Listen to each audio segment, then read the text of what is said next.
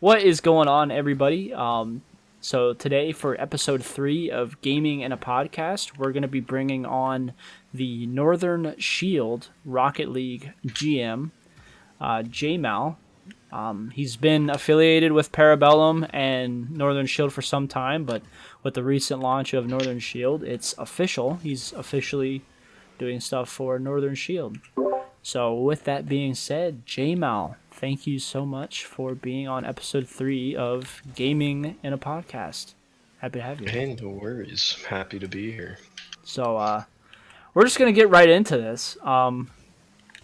Just I, of course, know about you. Llama knows about you. People know about you. But for folks that don't know about you, who is the Jmal? Um, Rocket League manager for Northern Shield, Okay. which is the sister company of Parabellum, where we focus on Tier 3 developmental teams, academies, brand growth, and pretty much like the first steps in making a name in the esports industry. Okay. So my focus is with Rocket League, so any sort of camps or teams that we have will be the one that'll be conducting the process for that. And how long have you been with affiliated with Parabellum and Northern Shield, like officially and unofficially? Because there was some unofficial time where you were the bug in my ear for Parabellum, and then you started doing stuff with Northern Shield. I mean, I got to know everyone around like February, January-ish. Mm-hmm. Then I started doing stuff for like you and Llama in like the March, April time frame. Around then. So I think I officially got like into it. Okay. Like late March is when I was officially a part of Northern Shield. Gotcha. And at the time of this recording, Northern Shield's been announced officially. It's just rebranded now, so check that out because Llama has a bunch of fun stuff coming. But Northern Shield, I just missed an open that. Northern Shield has officially just been rebranded as of this week, so a lot of fun stuff. Northern Shield's kind of like gonna take the I guess traditional sports approach, so that kind of leads into a segue. Like, did you ever play any I guess traditional sports growing up? Like, what kind of stuff did you play? Yeah, I played soccer and basketball. I stopped playing basketball around like age 14 maybe. Mm-hmm. But played soccer pretty much my whole life. Played in high school, played varsity, all that fun stuff. Mm-hmm. And played a year in college at the D3 level. Okay. So I've got my fair share of traditional sports experience. So yeah, well, Northern Shield does take the traditional avenue of sports and stuff. So oh my goodness.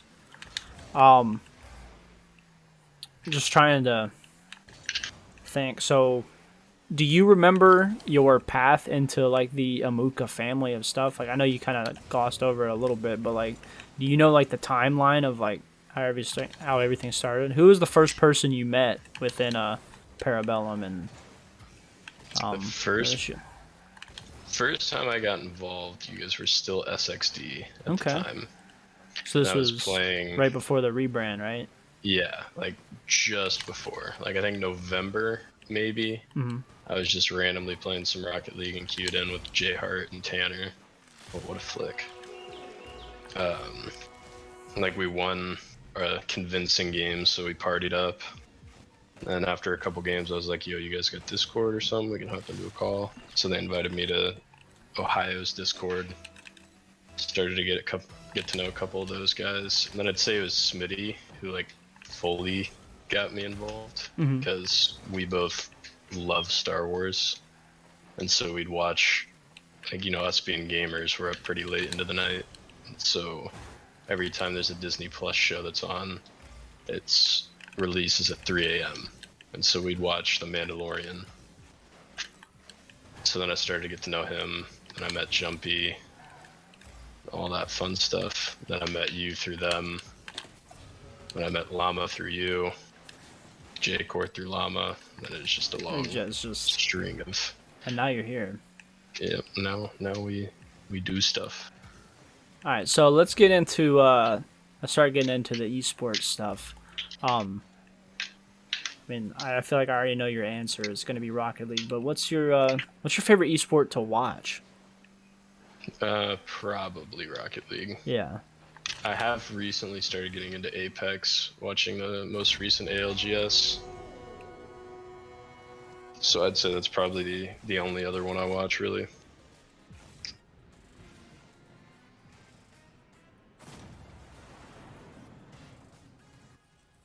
And within esports, do you have like a favorite esports moment? It can be like on the professional level or working with Northern Shield or stuff like that. Do you have a favorite esports moment? I mean, honestly, even though I'm not like officially a part of Parabellum, I'd have to go with watching the R16 play at SI, because that was just so cool to watch something that like I'd somewhat been a part of, and like people that I've spoken to and like interacted with on social media, and watching them at the highest level. I thought that was something really cool. No, that was a very fun week for I think everybody Yeah. at Parabellum, just because that was. I mean, everybody that I've talked to when I asked that question, I just gave up a goal. Oh, maybe not. Everyone that I've talked to when I asked that question, they all say the same thing. And it's for that reason too. It's just like, you got to think, what a shot. Oh, better. I can't believe he saved that too. But just to like, Jesus, what an angle. But I mean, you got to think. Just a few months before that, we were just a group of dudes under Shattered Dreams, just like hanging out, playing in. I mean, what was it like? 4 months before that, we were playing in IGL. You know what I mean? Yeah. And then Parabellum's on the world stage, so it's that was fun to see and to be a part of. So now you're officially able to say that you were unofficially a part of us at that point, but now you're able to officially say like I was a part of that the whole time. Oh, faking. This guy's getting me. Oh, you got me. You got a dime middle, dude. Oh! That dude just pinched it off me. Uh-oh. Nah, he ain't scoring.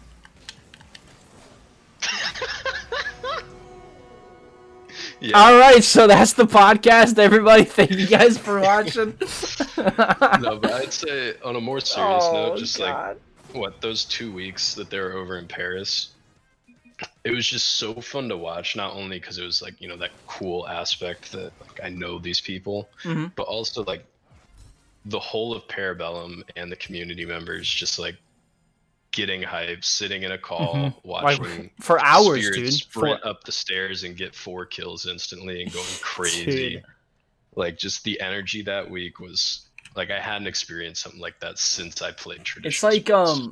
like the only thing I could really compare it to is just like the only thing is just you like have worked to put in time. Like it's like if your favorite soccer club, but instead you like worked for that actual club. Like you get a special type of like emotional investment into that.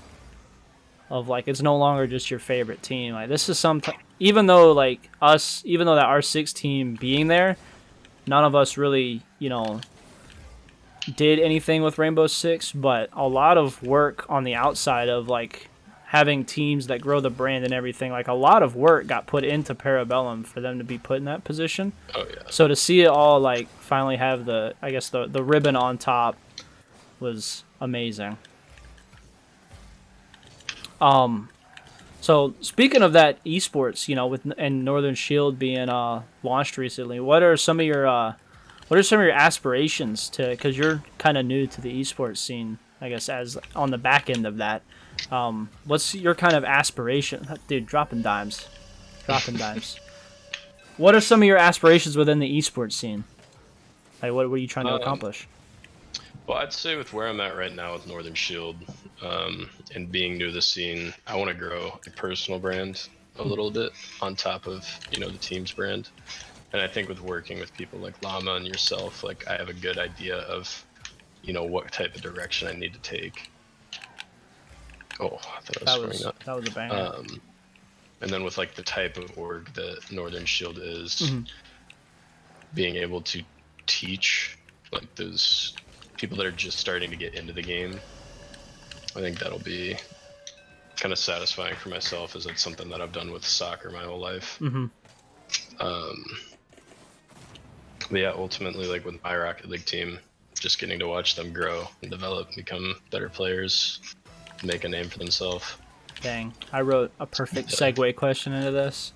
So, with I mean, like you said, Northern Shield talks. That's all it is. Northern Shield Academy is development. Yeah. That is its big thing. It's tier 3 to get them up to tier 2, tier 1, stuff like that. So, with that mission to develop players, like I feel the biggest obstacle is, the professionalism aspect of some of these young kids, and then the second is parents. So, what are some Yeah. things that you can do that can help combat those two obstacles to help with professionalism and the parents side of esports? I mean, with the parental side of it, I feel like it's more of like a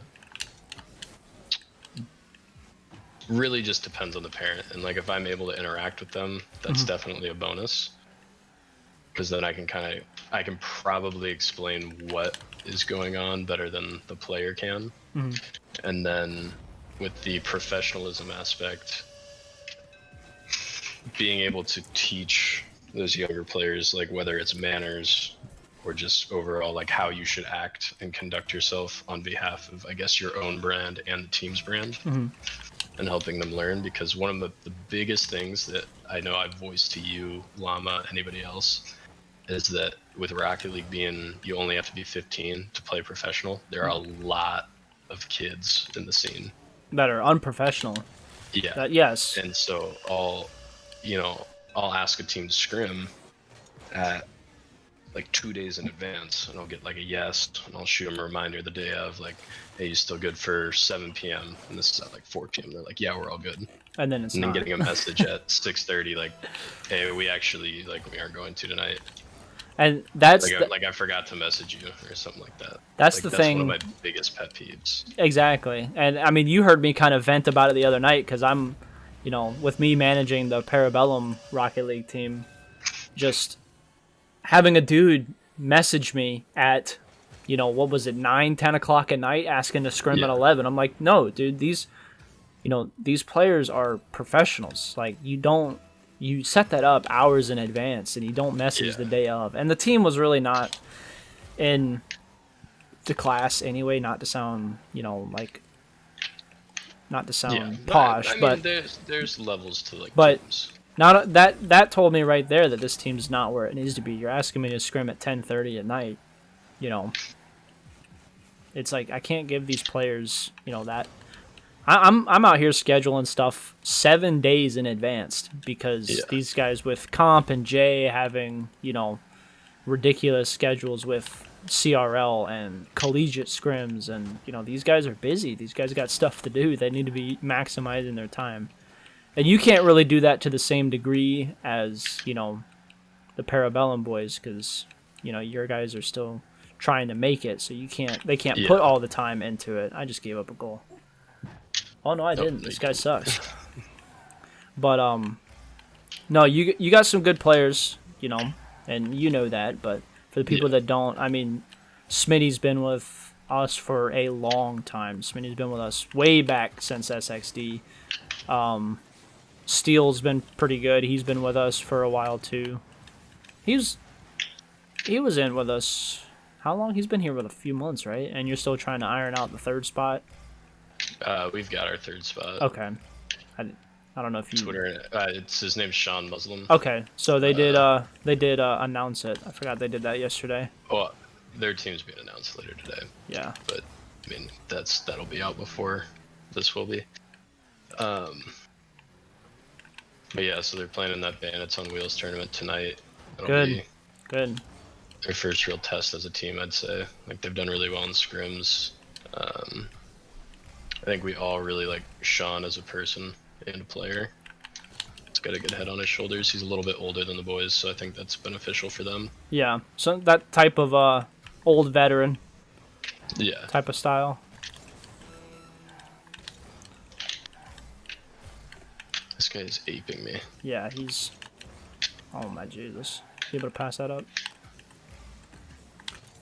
Bang. We got it. Alright, so with Northern Shield being announced and, you know, talking about your aspirations, do you have any, like, defined goals set for yourself or Northern Shield or anything? I'd say a personal goal for myself is, I mean, obviously I want Sean to succeed. I don't know him as well as Smitty and Steel, but as I've gotten to know them throughout the past, like 6 months or so for Smitty, 3 months for Steel, like I know where they want to be in the scene. I'd say my goal is to get them to where they want to be. Like Steel's already taken the initiative of talking. He wanted me to get in contact with Comp just to see like what are some things I can do to get where you're at. Like what did you do when you were in my position? So I've talked to Comp a little bit about that and gotten that information back to Steel. Comp has a lot of good knowledge. And the thing is like that's kind of like why people like him, is because he's not like egotistical with that knowledge. You know what I mean? Like he has no problem telling people what they need to do to get to where he's at. Yeah. Like, and I'm not over here just trying to like pat my player on the back because he plays for Parabellum, but like I've heard that from so many people that's one of the things they like about Comp is he has no problem, like he doesn't have an ego. Yeah. And where was I going with that? Yeah, so I'd say my end goal for any team I'm involved with is to push them to where they want to be. And I feel like as a manager, that's kind of your role because you're not the one out playing. You're trying to put your players in a position to succeed. Yeah. Oh that's my bad. It's a heater. And then I've got guys like Mogu, our coach, who, you know, we haven't been able to get a lot of coaching stuff done since we've just finally cemented our third player. But I mean, he's gone out of his way to talk to some higher up people in the community, like, hey, what can I do as like a new coach? Like, what are some of the best things I can do? Like Ronskin, he's either a coach or manager, Zookeepers, I forget which one. But like, he's always in his chat when he's streaming, and like he's messaged him on Discord, like, what can I do to get better? And those are the type of people that you want to look for. Exactly. Especially at the level that I'm at. The people that have no problem, it's the humble aspect of like, I don't know everything and I'm willing to learn everything. No, that speaks volumes in the tier 3-ish level of esports. If you have someone who doesn't have an ego when they definitely don't deserve to have an ego.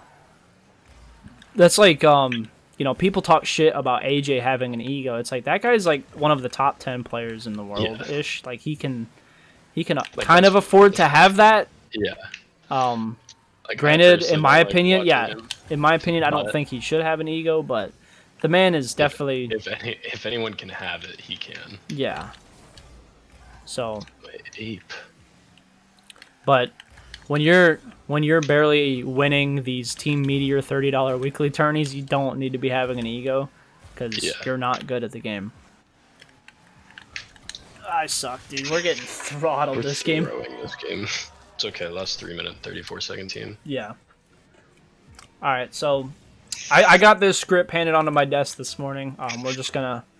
I just got to read the questions. Why do you think Noobsy is the best podcaster on the internet? Is that how that reads? Best podcaster on the internet. Yeah. Why is Noobsy the best podcaster on the internet? What do you say to that? I just read the questions. All right. I just read the questions. Probably because he's got a good personality for it. He puts in the effort to know the people that are on his channel. Is that in? No, it's not. Oh, it almost is. Oh my god, he's gonna steal my boost. Yeah, I'd say personality is definitely a big part of that. Well, thanks. I'll be sure to tell him. You've got a good guest list to go through. I got some banger guests coming up for someone who doesn't have a lot of pull, like when it comes to, you know what I mean? Like I have a lot of really good, interesting people And monkeying him on the ceiling. do you guys hear the husky? What? Did you hear the husky start howling in the back? No, can you hear my dog hitting the crate? Yeah. Oh, that's in. Nice. Plenty of time. But no, I think that's why I like. I know this look that the dog's giving me. He's got to pee or something. Do you need to go outside? After this game, we can do a quick little intermission. Okay. All right. It doesn't matter. I'll cut he it. will pee on the ground. Okay. Yeah. After this game, we can do an intermission. But that's why I really like. I mean, we're only 3 episodes in, but I really like doing this podcast just because of like the variability that I've talked to. I've talked to someone that has 3 years of esports experience in business side, and I've talked to someone who has no experience and is just like a casual viewer of esports, and then I've talked to you who is just getting his feet wet when it comes to experience. And all of you guys have had very interesting things to say about esports in general. So I'm enjoying this. Did you just hear the dog? Yeah. Let's see if I can beat him to this. Is he farting? What is he doing? No, he's howling. Yeah, we'll definitely do an intermission after this. I don't know if he can wait. I mean, we can leave, dude, if you want to. Yeah, I think I gotta go. Okay. All right, I'll be right back. I'll finish this out. We'll do an intermission, and all right, you ready? You back? Yep, I'm ready to go. All right, so where were we? Talking about... Okay, yeah, we're talking about the guests and everything. So I guess we'll move on to a little bit something else. Like, we'll kind of back it up more into the background. But what games did you? What kind of games did you grow up playing? Games I grew up playing, definitely Call of Duty. Did you hear that? The husky? No, I didn't. Okay, you'll probably hear it. Who fakes off the first one? Okay. Yeah. So This games guy you grew has up playing. Dodgy internet. So you played COD? Yeah, Call of Duty was definitely a big one. What COD? I'd say Modern Warfare 2 is like the first game I really got into. Yeah. That was awful on my part. My bad. It is. I'd say that. So my dad got my brother and I an Xbox 360, and we didn't have live for like the first year. What is this? Is this laggy for you? Not really. Everybody has good ping, but everything's like delayed. It may just be a shitty server. Could be. Yeah, so we didn't have Xbox Live for the new lobby. So we didn't have Xbox Live the first year, so it was just like me and my brother like 1v1ing on like private matches or like playing against our dad. And then we finally got live, and my brother being older than me, it was the self-proclaimed his Xbox. So I pretty much was just like watching for the majority of the time. But I'd play a lot with my cousin when the PS4 era came out, and I like really got into gaming. And like Black Ops 3, like I have so many hours on that game, it's ridiculous. That was a fun one. I preferred Black Ops 2. Oh, 100%. Like it wasn't the best by any means. It was just the first time I like really got into it because my brother and I shared a PS4, and then I got my own, like just from saving up. So I like actually got to start playing. Yeah. Played a lot with my cousin Bryce, you know him. And then the era of Fortnite came out. Fortnite. I was disgusting at until it got way too sweaty. Yeah. And I stopped playing. I used to enjoy Fortnite back in like season 1. That was a nice shot, by the way. Season 1 days. But then like when they got rid of like Tilted, it started getting. Yeah, that's right when I stopped playing. Because it was just too much, dude. And then Booga, what's his name? Booga won that 3 milli tournament, and then everyone just fucking sweated the shit out of that game, and I was like, I can't even. No, that's exactly how I was. I thought that dude was gonna hit it. Yeah, but then I stumbled into Rocket League after having nothing to play really. Like I'd play Apex here and there in the early days. Then one of my fraternity brothers, like I downloaded Rocket League 'cause I was bored of everything, and it was just in my library. Like I never really played it, but I got it when it was free. Got it. And he's like, "Oh, you're playing Rocket League? Like I'm so good at it. Like let's play." And so like being so good at it was like plat 1, but I guess at the time that like for me he was insane. Like holy shit, like he hit an aerial. Like no way. And so his personality type is like, if you're not as good as me, I hate playing with you. So he's kind of an ass about it, and he contributes me being good at the game and getting into esports to him being an asshole to me about it, because I still talk to him a lot. Yeah. You should send him this podcast. I was actually in a call with him before I joined your call. But yeah, so he's like, think about it. You wouldn't have any foot in esports if I wasn't just an absolute menace to you in Rocket League. And I was like, you know what? Fair. Kinda, in a way. Because like it encouraged me to get better. Yeah, so like ever since he did that, I've been all about Rocket League. Like, literally the only game I really play.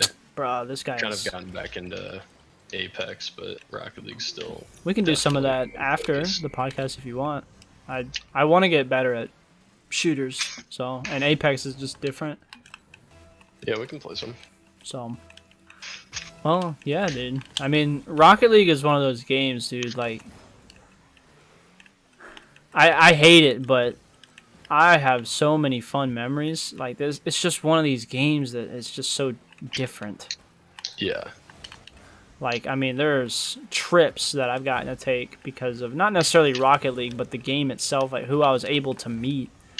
Yeah. You know, just in this game, and you know, I don't know if you've ever been to a LAN or anything, but getting to go to RLCS Season 4 and watch Squishy's ceiling shot versus Method live in the stands with a crowd is one of the best feelings I'll probably ever have at an event. Like that was the most one of the best shots that I've seen. Now, granted, he's kind of upped his game up a little bit, but for the time, that was one of the best shots you could see.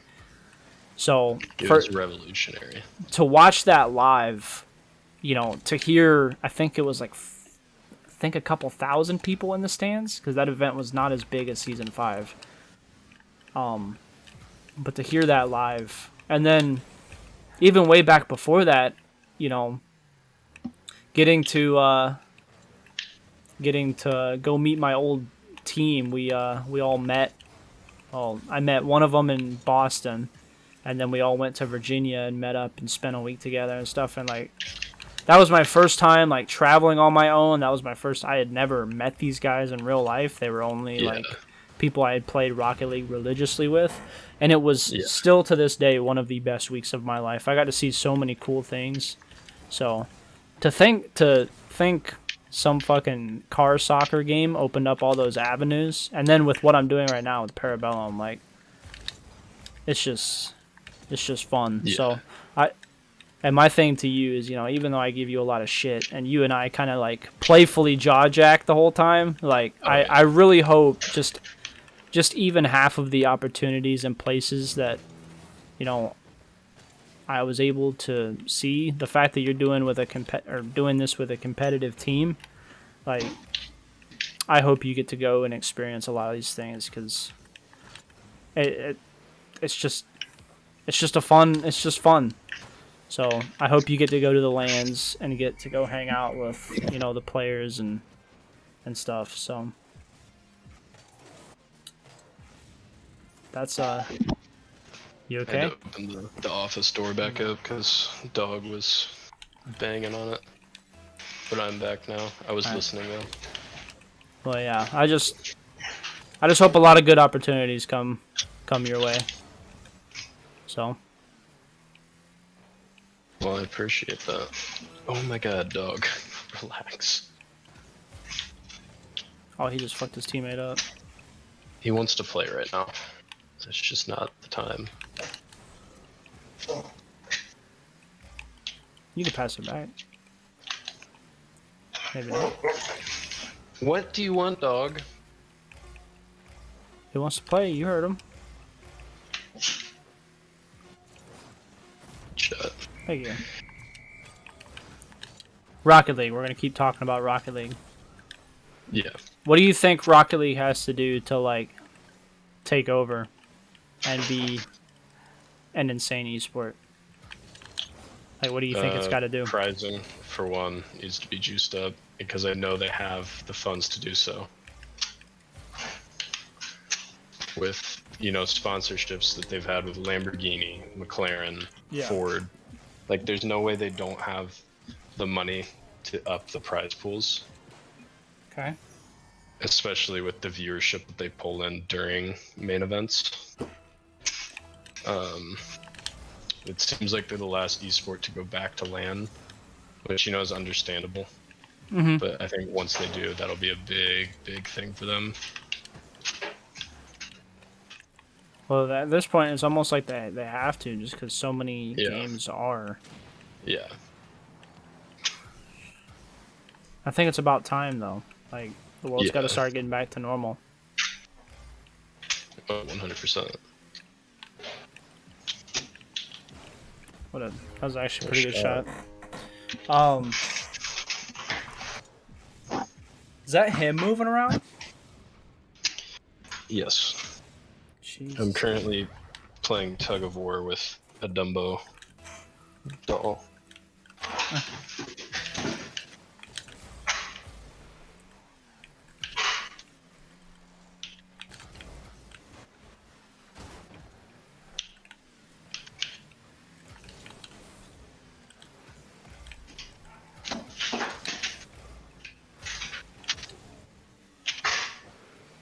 Are you choking? Are you choking on something? Huh, buddy? She said. Yeah?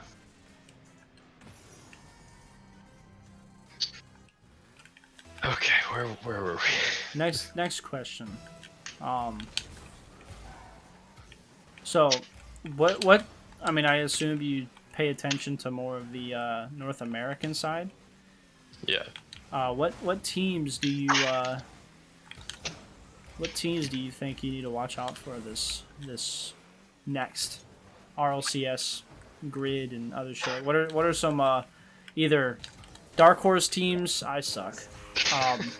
On the cusp bubble teams, like what are some teams that you think need to have their eyes on them? I'd say G2 and FaZe 100%. Because I think they're gonna have some roster moves. First Killer's going to one of those two. And he's arguably the best player in NA right now. Yeah.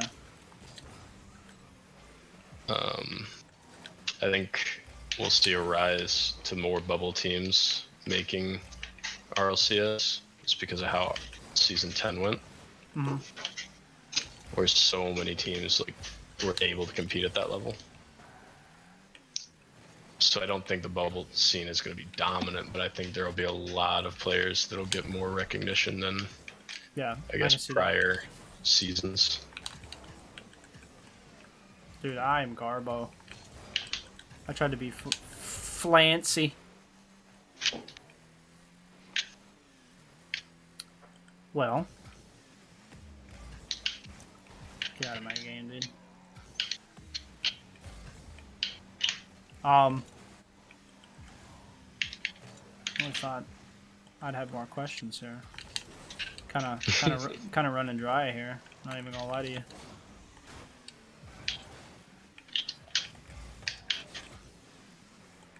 So, do you like cake? I'm just kidding. I'm just kidding. That's not gonna. Yeah, it's my favorite. It's my favorite thing to have on birthdays. So what do you think the geopolitical issues in this country, like how do you think they can be solved? What do I think of the socioeconomic climate in the US? Yeah. I think hamburgers and cheeseburgers go well with fries. Oh, okay. And I really do believe that speaks levels about the socioeconomic climate. It's one of the, it's got a deeper meaning. Yeah. It's a metaphor within that phrase. Um, dude, Garbo.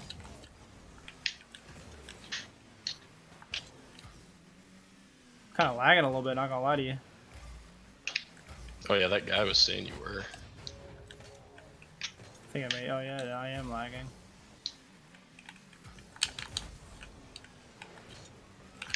You mother. Whoa. Did I touch that? Anyway, I'm like lagging hard. It's okay, I'll take off. So with you kind of breaking in to the esports scene, like you may not have a lot of knowledge, but I feel like you're gonna do really well to learn. Like what's something for if someone's thinking about possibly getting into esports, what are some things do you think they need to do? Network, and network. Okay. Well, like with anything in life, it's more so about who you know. So did Llama give you flashcards for this or something, or No. did you watch Why? episode 1 of the podcast? I watched like 10 minutes of it. Is that what you said? That's literally the exact same thing that Llama said. Well, I mean, yeah, that's how was I the most qualified per se to be given a managerial role No, and conduct all of the Rocket League business for Northern Shield? You're definitely not.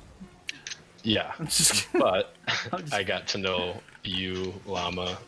I was very interactive with the people in Parabellum. All these guys suck. Yeah. But yeah, I mean, that's how anything in life works. It's more so about who you know than what you can do. Mm-hmm. And I mean, I guess one more question here before we get to the closing. I mean,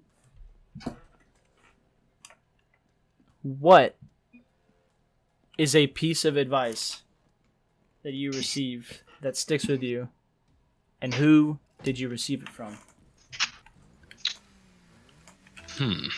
That's a good one. Let me give this some thought. Probably something my mom said. She said, do what makes you happy, not what makes you money. Because as somebody who's dealt with mental health issues in the past, I can promise you that money does not equal happiness. I think it can solve short-term happiness, but long-term stability comes from doing what you love. I can see that. That's a good one. That is definitely a good one. Well, we're gonna finish up this game here. You want to give everybody your socials, kinda? Yeah. So follow me on TikTok. No, not your TikTok. Like I'm talking about your social, like security number. Oh, okay. No, I'm just kidding. I'm just kidding. No, so 923. what are your socials? So follow me on TikTok at Jmal, JMALRL. Twitch, JMALFORD 31, Jmal for 31. Twitter, Jmal __ RL. Then Jmal for 12 on Instagram. Yeah, if you want to follow that. We got first thing on content. Well, you got to work on getting you more uniform. More uniform? Yeah. Like just having all of my stuff be the same thing? Yeah, pretty much. Yeah. No, I know, I need to. But we're definitely gonna pimp that out. So, dude, these guys are bad this game. I just faked the soul out of that guy. Oh my god, dude. That's a clip. That's a clip. We'll be seeing you. Put it on the talk.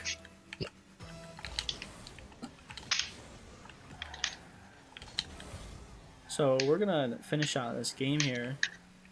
I'm just gonna ask questions, I guess, off the top of my head. Do you have a content plan? Like, do you have like an idea of like things well, not necessarily content, but do you have things that you want to do to like grow your personal brand? Like, yeah. So I've got a couple things IRL that I need to get done before I really start pushing content.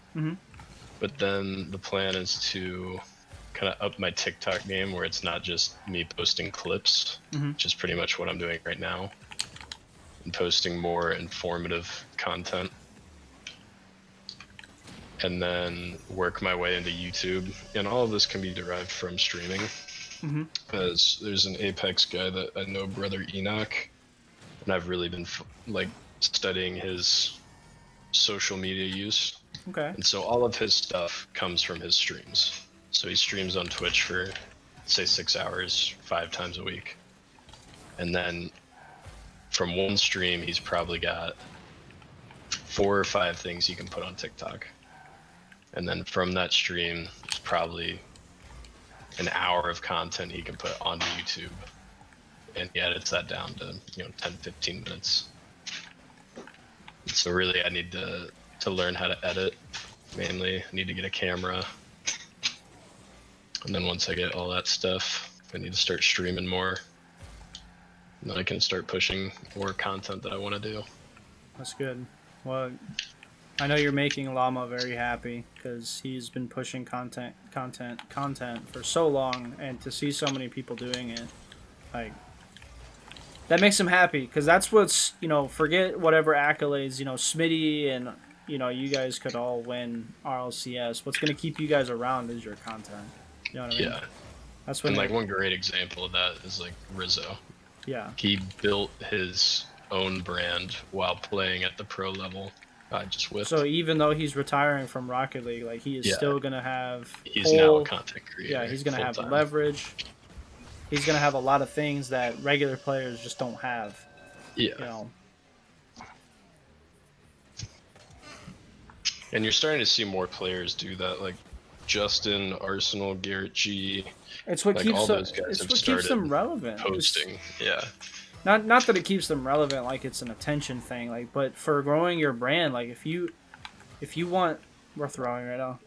Yeah. If you want a sponsor, it's so easy to be like, hey, I will promote your brand. Not only am I a pro player, but I have 500,000 views this month on TikTok, or I have 2,000 people that watch my stream every day when I stream.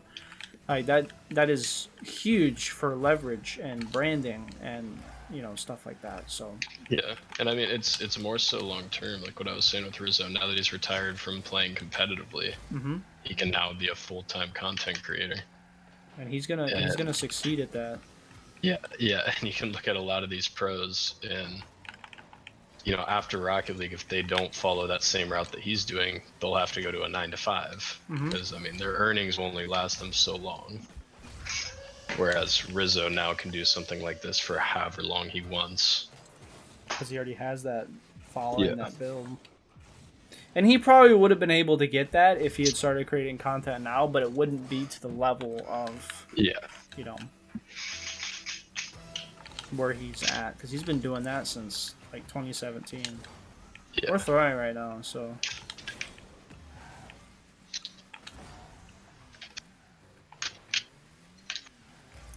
They need to add a postal truck into this. Wouldn't that be a cool collaboration? Yo, that would be pretty badass. RL and USPS. Dude, that would be badass, dude. I would rock that fucking car, bro. It's like if they put a Honda Civic, a 2011 Honda Civic in the game. Yeah, dude, the world would go fucking mad. Can you hear the dog right now? Yeah, is your dog moving furniture? Yes, actually. But, yeah, so we're kind of getting to the end of this game here. So, it's been a pleasure having you on. I've had a lot of fun. It's been a good time. So, we get to just talk and just have fun. So, well, even though I know a lot about you, I learned a lot more about you, about your goals and aspirations. So, Jesus Christ. So, yeah, you hear him going crazy with the Dumbo toy? Yeah.